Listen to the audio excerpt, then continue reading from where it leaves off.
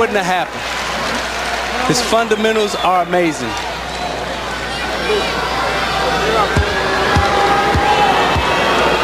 Michael has 14. And it stays there as he misses them both. Now see, now what Kobe has to do, he has to remember everything that Michael does to him. He has to put it in his book and come back the next time that he plays against him and bring it out. But he has to remember because he's going to school now. Shaq missing the hook, but Longley quickly is in foul trouble. That's his third. As we've been telling you, next Sunday, the All-Star Game from New York, 6 Eastern Time. The best in the world, and you'll see it on NBC next Sunday. Shaq is 0 for 3 at the line. Now, earlier you were talking about 7-footers and their angle to the basket on a free throw. On the other hand, Kareem was a good free throw shooter. Your old teammate Bill Laimbeer was a good one. There have been others.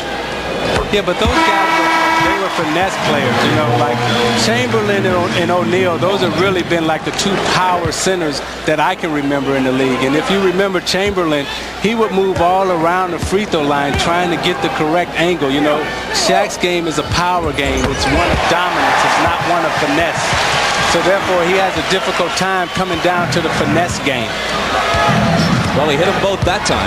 Remember, at the end of his career, Chamberlain actually was shooting them from 18 feet. Michael into the lane and hammered.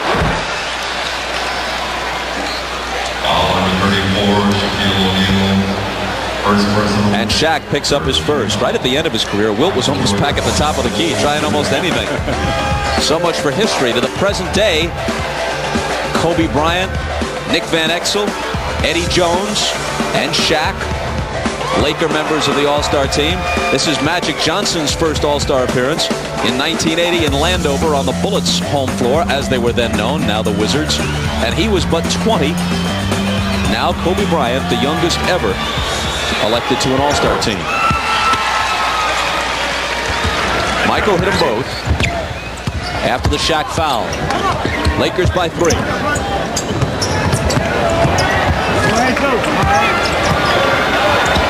Bryant over Michael. Shaq to follow. Now that's Shaq Daddy. You know, he underneath following, he can use his strength against Bill Wennington.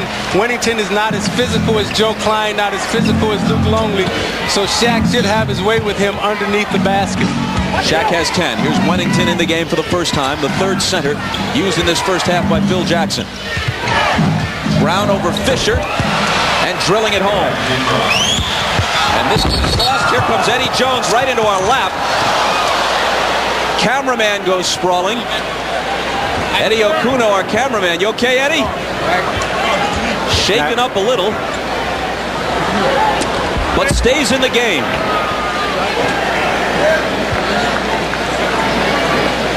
Well, you know, it's a big game. You know, look at the hustle of Eddie Jones. You know, and this, you know, here comes the cameraman. Look. Oh! Man, it looks like earthquake footage. Eddie got just about all of it. The monitor, meaning Eddie Jones. He got Eddie Okuno. He got the monitor. He knocked our notes all over the place. Yeah, but that's the good stuff. You know, that's what you like about basketball. You know, you like the heart, you like the desire. You know, they give it all and they put it out on the floor.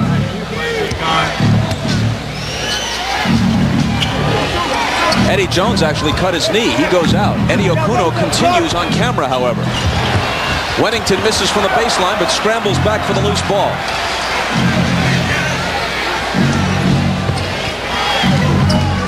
The Bulls down by 3. Michael with Kobe up on him. The whole bag of tricks, but the shot doesn't fall. Nice tip by Rodman. Burrell to the floor, surrounded by a group of Lakers, and a jump ball. See, that's basketball. You know, diving on the floor, loose balls, everybody scrambling. That's what the fans appreciate. Can you feel it here? Yeah, they all into it. You know, they're diving all over the floor. Rodman's got his hair going. Everybody's ready. 38-35, the Lakers by 3.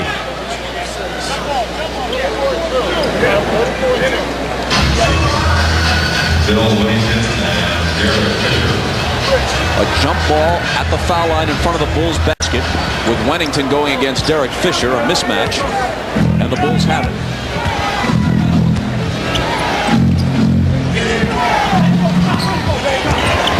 Michael to the foul line. Wennington gives it up to Brown. 8 on the 24 as Michael has it again. Over Bryant. Long. Burrell with the rebound. Wennington left alone. See, rebounding is contagious. Rodman has 9 rebounds already, and what that does is it makes everybody wants to go up in offensive rebound. He gets it going, then Burrell gets it going, and they get a lot of second chance shots, and that's what LA has to cut down on now. Shaq has it spin out for him, and back come the Bulls, trailing by 1.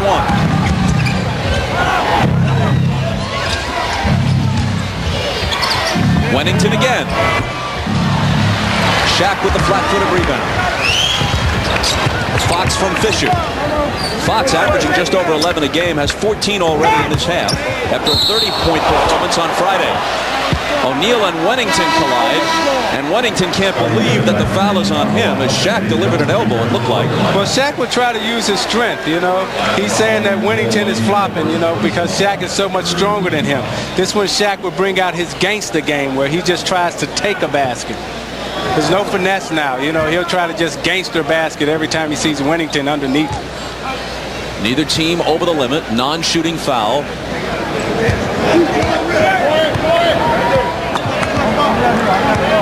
Eddie Jones got his knee bandaged and he's back in. Rodman this time on Shaq. Fisher, short. Chases his own rebound to the corner. Look at this, a bid to make the highlight film, and another try. More conventional, and there's the 2. So Fisher getting a chance to play and making the most of it as Burrell slams one at the other end.